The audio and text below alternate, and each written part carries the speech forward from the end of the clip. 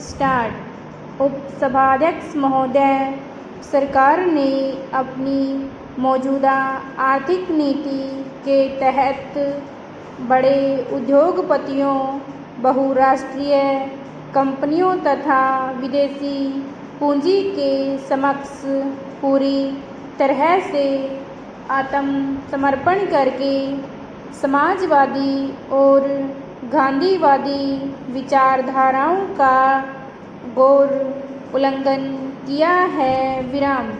आश्चर्य की बात है कि 7वीं योजना के दस्तावेज में भी गरीबी, आर्थिक असमानता, क्षेत्रीय असंतुलन, गांवों का पिछड़ापन, बेरोजगारी, विदेशी मुद्रा का संकट तथा काले धन का प्रसार जैसी समस्याओं के समाधान का कोई ठोस उपाय नहीं सुझाया गया है।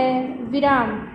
आर्थिक प्रस्ताव में सरकार की सूती कपड़ा नीति की भी तीखी आलोचना की गई है तथा आरोप लगाया जा रहा है कि इसमें हथकरघा और पावरलूम क्षेत्र को वरीयता नहीं दी गई है।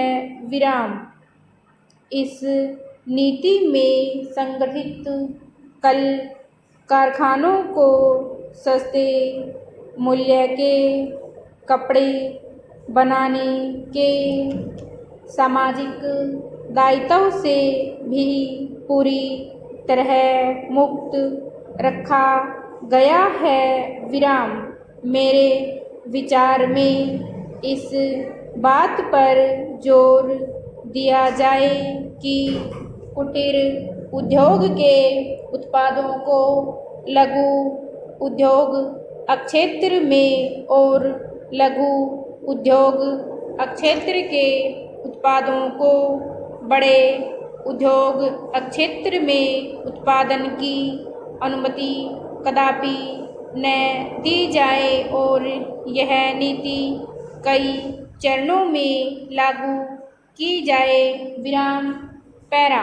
मैं लघु इकाई प्रौद्योगिकी के विकास और अनुसंधान का भी समर्थन करता हूँ। विराम। इससे ग्रामीण क्षेत्रों में रोजगार के पर्याप्त अवसर सुलभ होंगे। विराम।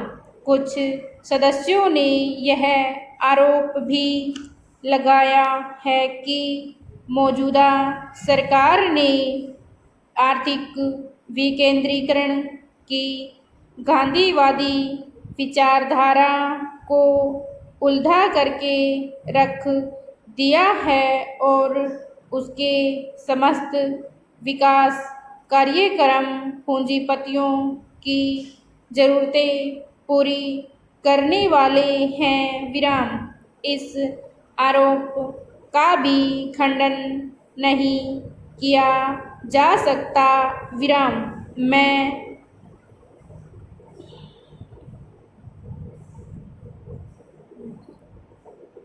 उद्योग और कृषि में वैज्ञानिक तकनीक के उपयोग के खिलाफ नहीं हूँ। विराम।